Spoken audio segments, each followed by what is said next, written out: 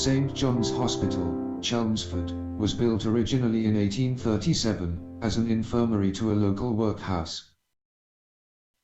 Various bits added to it over the years, until in more recent years its aging buildings were not fit for purpose, and allowed to fade away by the NHS, which wanted to centralise services. Its long goodbye began in 2005.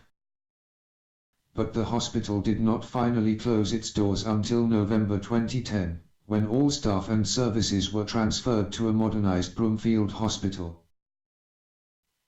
In its 133-year history, more than 100,000 babies were born inside the hallowed walls of the hospital's famous standalone maternity unit.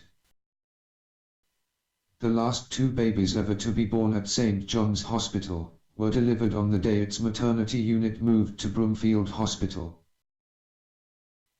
Yet to be named infant newbie was the final arrival by emergency caesarean at 10:48 GMT on Thursday, 18th of November 2010. Baby Lenny was the last to be delivered naturally, at 05:35 GMT, weighing in at 7 pounds 4 ounces. The unit has now relocated to the new £148 million private finance initiative wing at Broomfield.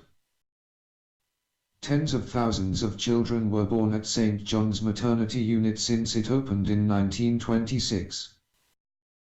In recent years the maternity unit has birthed around 4,700 every year. The mother of baby Lenny was delighted to have given birth on its historic final day.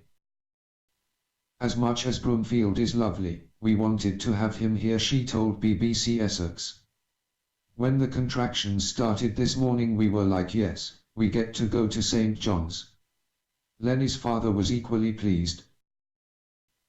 "I'm a very, very proud dad. We expected the baby to be born at one hospital or the other, but we never thought it would be the last," he said. "It's just amazing the way things have worked out, and she's absolutely beautiful." The final baby at St. John's Hospital was delivered by emergency caesarean. Despite some women moving from St. John's across town to Broomfield mid-labour, acting head of midwifery, Bernie Rigdon, said the move had proved relatively straightforward.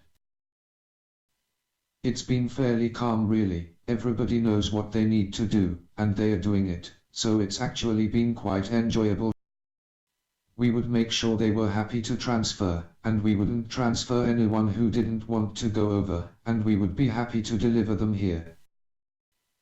Clinical Director of Children and Neonatal Services, Dr. Mahesh Babu, said the move was an important one.